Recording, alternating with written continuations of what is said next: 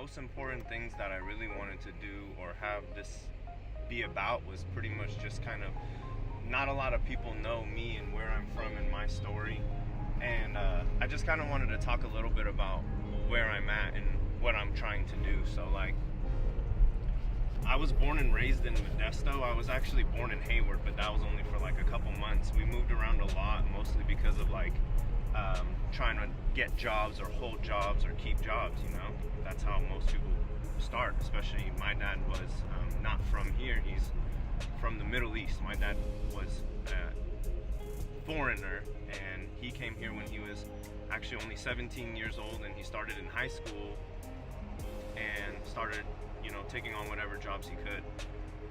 Him and his family ended up being about like 8 deep in a 2 or 3 bedroom apartment in the middle of the Bay Area. You know, fast forward a couple years, and he met my mom. They quote unquote fell in love, and then started a family. They started with my older brother, and then they had me and my little sister.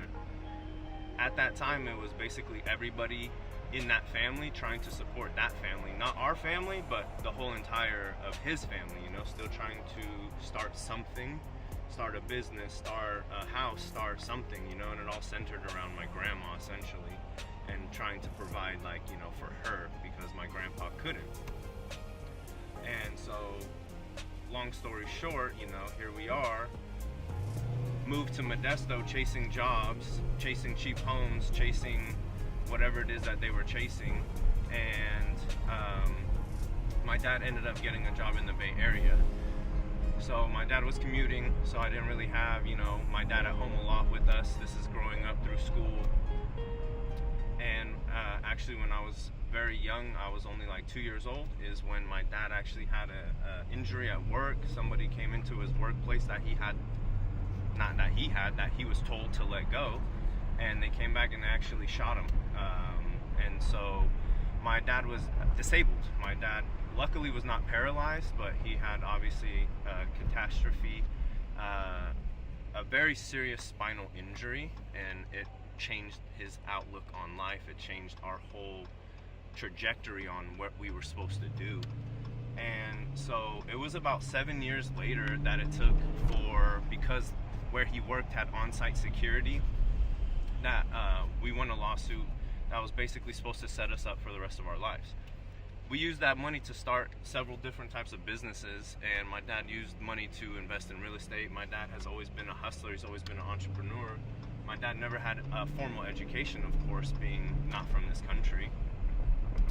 And so following in those footsteps, seeing, like, you know, what he has done to, I guess, quote unquote, create a lifestyle for not only himself, but essentially for, you know, several people in his family, including his mother, has just always kind of put something in me to want to, like, want to keep working and want to strive to, like, do my own things.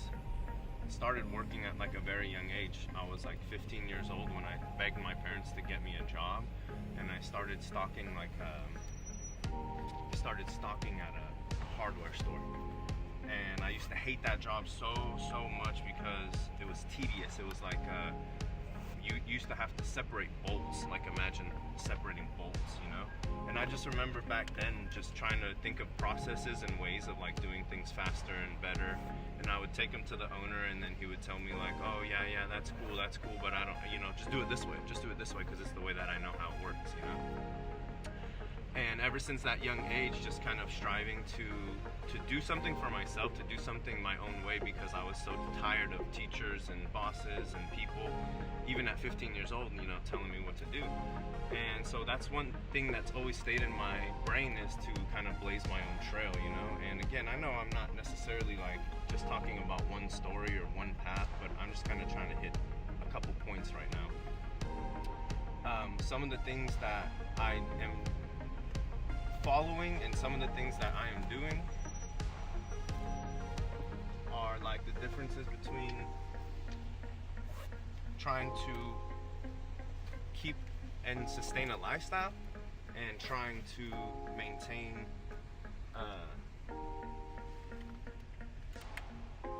I guess what you would call like happiness, but chasing like that dream of like being a hustler, you know? And so I've always had this kind of thing eating inside of me of, you know, do it better, do it for yourself. And that's no jab at what I'm doing now. I love what I do now, and I would never give up doing what I do now, and that's, you know, working at Ashuri Jewelers and selling jewelry and making people happy, because that's what my job is. Like, selling bridal is like one of the most beautiful things you could ever do. But why be in one lane? Of course, you know, like I have my own jewelry brand. It's AlexDiamonds. I've been working on creating my own pieces and selling them and reordering them and having lines and having stuff like that. And of course, now I'm up and coming with the money bag line. And the money bag is basically just like my way of saying I want to do something new, something different, and something that's my own. Like, I want people to carry things around that have my name on it, or essentially like I know I did that.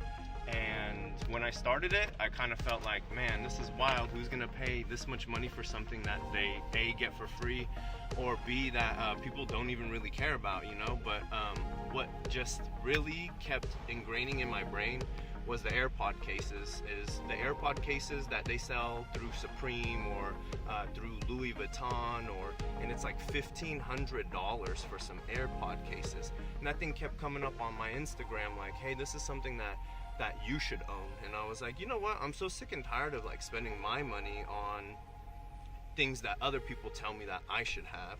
And so basically what I wanted to do is not really put my name on it. Not that my name is anything special at this point. I'm just trying to build a brand, right? But basically to see something that I made, that I designed, that I put my efforts into, that would like organically grow. And that's why I'm not like, you know, paying for huge ads behind it or trying to blow it up or trying to get people. Not only do I not necessarily have the budget, but what I'm trying to do is I'm trying to make sure that anybody who comes across it naturally, you know, comes across it where it's something that they think is cool, at least at this point, not something that is just, oh, hey, it's in your face, it's in your face, it's in your face. So right now we're gonna go jump into Fredo. What I do at Fredo's is basically, the reason why I come here is I see the same passion in the things that I do and the people that I follow in Fredo, man. And Fredo's been a real blessing in my life because he just doesn't stop. Fredo is always moving on to the next level, and you guys will see that too, man. So thanks for following along, guys. Like I said, I'm legit batteries. That's the bottom of the one. Is it the bottom of the one? That's the bottom of the one, and then I put the little string in there so you can tie your rings or whatever. Oh shit, I didn't know that. Little binky. I added that, and then like I said, I know you didn't want the Nike on. We'll be right in. I know. My bad, friend. No, and then like I said, bro, whatever one you want. I still don't even have my logo done yet. They're gonna come in tomorrow, so I still have to add and change. Rock this one for a little bit. I'll swap you out, bro. Yeah? Yeah, fuck yeah. Okay. Let everybody see it, post it, and then and then fucking sell this one and then give me another one. You know what I'm saying? Yeah. But no, you want red? You want what color on? Yeah, let me do the red with the cause you did Fredo with the skulls. Yeah. What other material can you get? I have well, let me let me get the cut, and then I have them in the trunk. Okay, no, I have a couple different I'm gonna show it off real quick right now. For sure.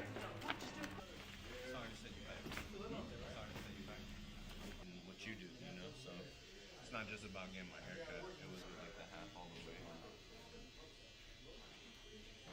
So, like I said, I mean, the thing to me about the bags is the fact that you can customize it any way that you want.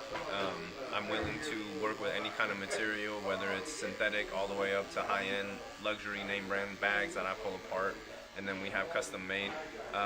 Like I said, the thing is it's local, and the movement about local is like everybody wants to have a part of that. They understand that, like, even these big brands, you're paying $1,500 for a bag. They made the material in one place and then they shipped it out to another place, and then some people are getting paid a little bit of money to put that together, and then we're getting charged all this kind of money to rock that name or that brand. So again, my brand is more about the people who are carrying it than the brand itself. But you have to have a brand so that people can be centrally located about that, you know, start that movement for yourself. It's all about self-made people, you know. That was one of the things about the affiliates that I'm picking and choosing, and the people that I want to work with. They're self-made, you know. That's how it it is, you know. Like Fredo here, you know, I mean, Fredo started just cutting hair. He could tell you his story. But what it is that look where he's at now. Not only does he have a shop for all these people to come and cut and start their stories at, but he's actually starting his own academy and school so that he can continue that legacy essentially forever for these people to continue for their families. You know, it's not just about for himself anymore. It's a legacy. You know, it's making a whole movement, and it's riding for a team. It's not just about yourself anymore.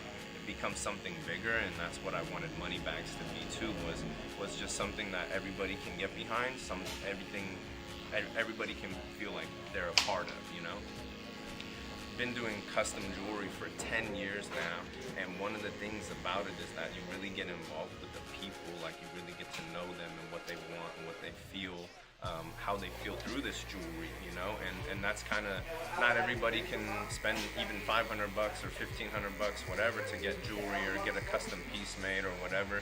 And there's a lot of places where you could get t-shirts, and t-shirts you throw them in the washer once and then they're not the same anymore. And I really wanted something that was lasting, something that could be carried by a guy or a girl, something that, again, like, made a statement but wasn't like in your face or you know, wasn't like a show off. You know, it was more about luxury, it was more about high end. So that's why, again, I created this for some people to be able to get behind.